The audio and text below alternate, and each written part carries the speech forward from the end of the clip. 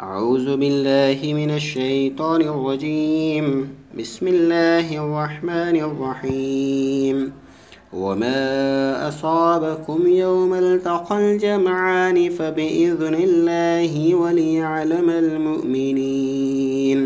وليعلم الذين نافقوا وقيل لهم تعالوا قاتلوا في سبيل الله أو ادفعوا قالوا لو نعلم قتالا لاتبعناكم هم للكفر يومئذ أقرب منهم للإيمان يقولون بأفواههم ما ليس في قلوبهم والله أعلم بما يكتمون.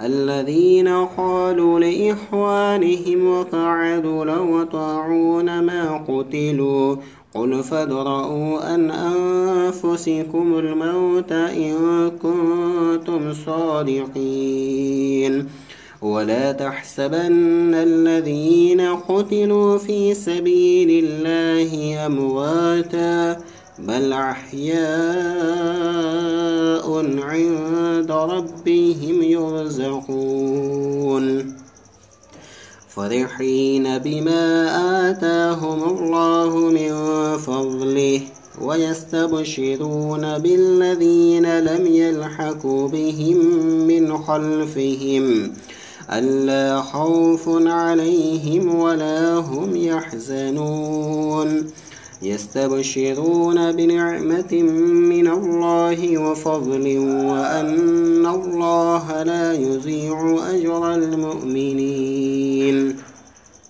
الذين استجابوا لله والرسول من بعد ما أصابهم القرح للذين أحسنوا منهم واتقوا أجر عظيم.